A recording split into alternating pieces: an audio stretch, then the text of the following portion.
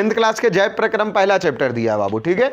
वही चैप्टर का हम सब अभी समय हम सब के पास तो लंबा है। एग्जाम तुम सबको तो कब देना, 2029 में ना, 2024 में एग्जाम देना, तो समय बहुत ज़्यादा है और आप सब लोगों के भी बात समय बहुत ज़्यादा, तो हम सब डीपली से एक एक चीज़ का अध्ययन करते चलेंगे, एक एक चीज़ का अध्ययन करते चलेंगे। तो तुम हमारा नियम तो पहले पते हैं कि जैसे कि बोर्ड पर पहले जो चैप्टर शुरू हुआ उसी में छुपा हुआ बहुत सारा चीज़ है। सर गुड मॉर्निंग नहीं बोले। अच्छा ठीक है, अभी से बोल देते हैं, बोल रही थी गुड मॉर्निंग नहीं बोले तो ठीक है, गुड मॉर्निंग। अच्छा गुड मॉर्निंग, लो अब बोल दिए। अच्छा चलो ठीक है, अब अच्छा से कैसे बोले, अच्छा गुड मॉर्निंग ऐसे बोले। अच्छा चलो ठीक, अरे गुड मॉर्निंग, अच्छा हाय भी बोल दिए। अब रे अब जय प्रक्रम पर आ जाओ, तुम सब सभ्य मास्टर बनने लायक हो ले, देख रहे हैं ना, सब लोग मास्टर बनेगा अभी, ठीक है। तो अभी इधर आइए जैव प्रक्रम। अब देखो बाबू जैव प्रक्रम, अब आओ इधर, रिलैक्स होकर के 10 मिनट सुनो और आप सब भी इत्मीनान से सुनिए, एकदम क्लियर से पता चल जाएगा, ठीक है ना। तो जैव प्रक्रम, अच्छा जैव मीन्स ऐसा नहीं लग रहा जीव,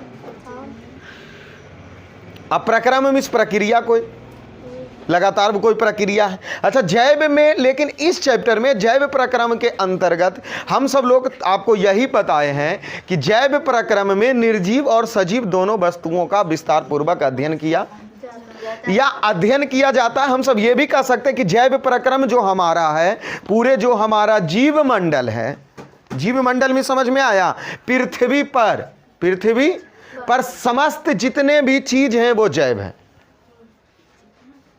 या तो वो निर्जीव हो या कोई, इसमें समझने में कोई दिक्कत। और अब बात कही जा रही है बाबू कि पृथ्वी पर जितने भी चीज, घोड़ा, बंदर, आलू, कटहर, प्याज, आदमी, जानवर, बंदर, सब लोग, मिट्टी, पत्थर, पानी, वायु, हवा, छोटे छोटे कण, सब लोग जैव में ही आते हैं, शामिल हैं। अब बात रही कि इस चैप्टर में अंतर हम सबका करना यह है कि जो पहले तो पूरे विश्व मतलब पूरे पृथ्वी पर सजीव और निर्जीव दोनों प्रकार की वस्तुएं पाई जाती है, ठीक है ना, और उस पर प्रकृति के पर्यावरण का समान नियम लागू होता है। अगर धूप अगर ज्यादा करेगा तो हम जीव हैं और तुम सब निर्जीव हो, तुम भी सब जीवे हो। अच्छा चल ठीक है, तुम सब भी सजीव हो कि जीव हो, तुम सब निर्जीव हो। अच्छा बहुत अच्छा, तो जैसे देखो हम भी सजीव हैं, तुम भी सजीव हो। अब प्रकृति के पर्यावरण का नियम सब पे बराबर लागू हो रहा। मान लो कि अब हमको गर्मी लगेगा तो तुमको ठंडा लगेगा, मतलब ठंडा के दिन में तो हो सकता है तुमको बीमारी हो कि ठंडा के दिन में तुमको गर्मी लगे, हमको ठंडा लगे। अब गर्मी का मौसम है तो गर्मी का मौसम में गर्मी हमें भी लगेगा, तुम्हें भी लगेगा। अब ये होगा ज़्यादा कि तुम सबको थोड़ा सा कम लगेगा, हमको ज़्यादा लगेगा। अब क्योंकि हम काला लोग नहीं रहे, तो तुम सबको गर्मी देख रहे हो, ऐसे प्रकाश में नहीं पढ़ना होता। अब शोषण अभी तुमको पढ़ाएंगे तो वहाँ से। अच्छा चलो अब जब अब मान लो ये बोर्ड है, अब इसको भी गर्मी लगेगा नहीं कि तो इसको गर्मी नहीं लगेगा, उसको गर्मी लगता है, पसीना नहीं निकलता, वही तो। अब इसमें पानी नहीं है तो पसीना कैसे निकलता। अरे ये निर्जीव है, ये अपने दर्द को बयान नहीं कर सकता है कि हमको गर्मी लग रहा नहीं, लेकिन जो सूर्य से आने वाले तापमान वो निर्जीव और सजीव दोनों पर न लग रही है। बशर्ते हम सजीव हैं तो हम किसी को बतला रहे हैं, हमें अनुभव कर रहे हैं, ये सब अनुभव नहीं कर रहा। अब इसको अनुभव कैसे करेगा, ये तो निर्जीव है। तो इसीलिए अब हवा चल रही है तो सबके लिए चल रही है, दीवार के लिए हवा नहीं चल रही है, हमारे लिए चल रही है, उसके लिए भी चल रही है हमारे। तो इसीलिए कहा जाता मतलब पर्यावरण अर्थात जो पूरे पृथ्वी पर वो निर्जीव और सजीव दोनों के लिए है, स्थिति है जो दोनों के लिए समान है। लेकिन अभी हम यहाँ अंतर ये करेंगे कि कौन सी वस्तुएं निर्जीव है और कौन सी वस्तुएं, मतलब सजीव और निर्जीव में अंतर कैसे करें। तो मतलब हम सब क्या करेंगे बाबू, तो एक तरफ ये सजीव हो गया। अब देखो कौन सजीव है और कौन निर्जीव है, कौन सजीव है और कौन निर्जीव है। तो सबसे पहला अंतर हमने बताया था, सजीव में संगठन में विभिन्न स्तर पाए जाते हैं। संगठन में बाबू, कौची में बाबू, अब देखो ये संगठन की बात करें, अब नहीं होगा, सजीव के संगठन के आधार पर। अच्छा ये संगठन क्या होता है, सजीव का कोई भी जीव के शरीर बना हुआ, तुम्हारा शरीर बना हुआ है मिट्टी का, भगवान बोलते हैं कि मट्टी के शरीर बना के भगवान भेजे हैं, तो मट्टी के नहीं कोशिका के, ठीक है ना। तो पहले हम सब यहाँ अंतर देखने वाले हैं जय प्रक्रम में सजीव और किसका बाबू, सजीव में संगठन के आधार पर, अर्थात जो सजीव बनता है संगठन में विभिन्न स्तर पाए जाते हैं। जैसे एक हम आपको बताए होंगे संगठन में सरलतम, और दूसरा बताए होंगे,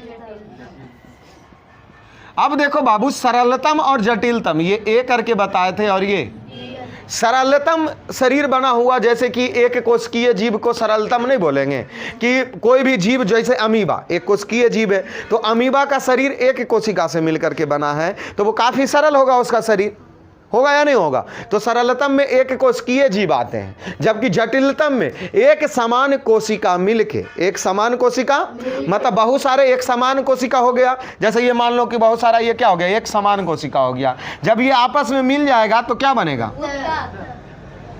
उत्तक बनेगा। क्या बनेगा बाबू, और बहुत सारा अगर उत्तक मिल जाए तो अंग बनेगा। अब बहुत सारा अंग अगर मिल जाए तो अंग मिल करके अंग बनता है।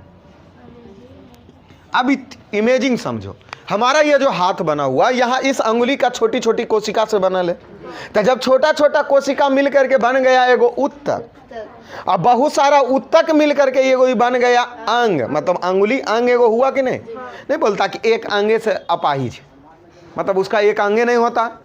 तो अंग मतलब पहले ये कोशिका, कोशिका से बनी उत्तक, उत्तक से बना अंग, और अंग से बना जैसे अंग तंत्र, पूरा शरीर बन गया। तो सोचो कितना जटिलतम काम है ये, है कि नहीं रे बेवकूफ, पूरा जटिलतम काम है। अब देखो यही था सजीव के संगठन, जबकि निर्जीव में ऐसा कोई संगठन नहीं। पहला अंतर हम सब पढ़े ना कि सजीव में संगठन विभिन्न स्तर पाए जाते हैं, जबकि निर्जीव में कोई संगठन का स्तर ही नहीं पावल जाता। पहला अंतर खत्म हो गया। दूसरा हम आपको क्या बताए थे, सजीव में विशिष्ट जैविक लक्षण, इसमें जो सजीव है इसमें जैविक लक्षण पाया जाता, विशिष्ट जैविक लक्षण। जैसे सजीव में क्या क्या लक्षण पाया जाएगा, खाना, चलना, सांस लेना, खाना खाना, गति करना, वृद्धि होना, और क्या क्या हो सकता, बस इतना ही, भोजन करना, ये सब किसका लक्षण है, जबकि निर्जीव में ऐसा लक्षण होता है नहीं होता है। अब बात रही पेड़, तो पेड़ में गति के अलावा, गति बोले तो एक स्थान से दूसरे स्थान जाने के अलावा वो क्या है, सजीव है। तो तुमसे डायरेक्ट पूछ दे पेड़ पौधा कौन सी है, सजीव है कि निर्जीव है, सजीव है। क्यों सजीव है, क्योंकि वो गति के अलावा सजीव के सभी लक्षण उसमें मौजूद है।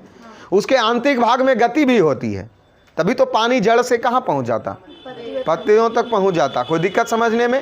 अब बात रही उसी में हमें को लिखा आए थे विषाणु, जिसको कहते हैं वायरस।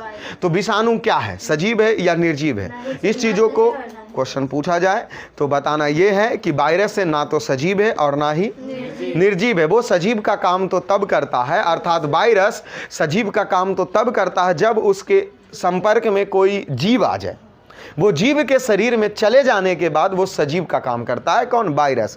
जैसे कोरोना वायरस था ना, तो कोरोना वायरस सजीव था या निर्जीव था, तो नहीं तो सजीव था और ना ही। अगर किसी व्यक्ति में प्रवेश कर गया तो सजीव का काम करेगा, अगर बाहर है तो निर्जीव का काम करेगा। ये बताए थे। और तीसरा हम इसमें बताए थे कुछ। अच्छा, बोला जा रहा है कि बाबू जो सजीव है वो अपने शरीर की मरम्मत करता है, शरीर की मरम्मत, और जबकि निर्जीव अपने शरीर की मरम्मत नहीं करता। ये तीन अंतर आपको समझ में आ गया। अब मरम्मत तो कैसे करेगा, मान लो कि जैसे हमारा हाथ कट गया तो कट जाता तो अपने आप ये भरने का काम, मतलब कोशिकाएं, समय लगती है, दवाएं खाते हैं, लेकिन वो अपनी जगह पर आ जाता है। अंगुली कट जाता है तो क्या नहीं जुटता। अब अंगुली एक बार पूरे अंगे को खत्म कर लिए, अंग तंत्र अंगे को खत्म कर तो नया अंग बन जाएगा। क्या तुम सब बुद्धि लगा रहा, लाओ तुम ना मुंडी काट के देखो, वो दोबारा अपने से आ जाएगा। सर अगर इतना हाथ कट जाएगा तो पूरा फिर जुट जाएगा। इतना हाथ पूरा कट जाएगा, जब ये अलगे हो गया अलग नहीं होगा, अपने से जुट जाएगा। उसको टाका देके हम सब नहीं शीशा देते हैं, अरे बुड़बक तो फिर बाद में जुटिए न जाता है। अरे तो उसको भी ऐसे उंगली कट गया तो उसको सिल की चारों अब पूरा उंगली कट जाए उसको फिर से सी सकते हैं तो नहीं जुटेगा। क्यों, क्योंकि कोशिका का संपर्क हट गया ना। हमारा शरीर बनल, अरे तुम अंगे को काट दी, देखो मरम्मत कौची करता, कोशिका में का मरम्मत करता। जैसे देखो तुम्हारे हाथ पर ऐसे मारा जाता, यहाँ का कोशिका पूरा छितिर बितिर हो गया, आप ऐसे रगड़ के कोशिका को बोलते रहे जल्दी आ एक जगह, जल्दी आ, तो उसको ला देते हो एक जगह, दर्द करना बंद हो जाता। तो तुम मरम्मत कर ही बार मरम्मत करोगे कि पैड़वे के काट लो और बोलना कि हमारा तो मरम्मत हो ही जाएगा शरीर।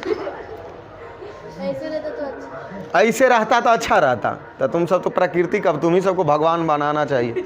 तुम सब ऐसे अंग का निर्माण करो, रोबोट करो ना भाई, रोबोट अपना हाथ खुदे रोबोट का टूट जाएगा, ये हाथ से धड़ाक धड़ाक जोड़ लेगा। अब तो रोबोट ही नहीं कर सकता, तो तुम सब तो बना सकते हो।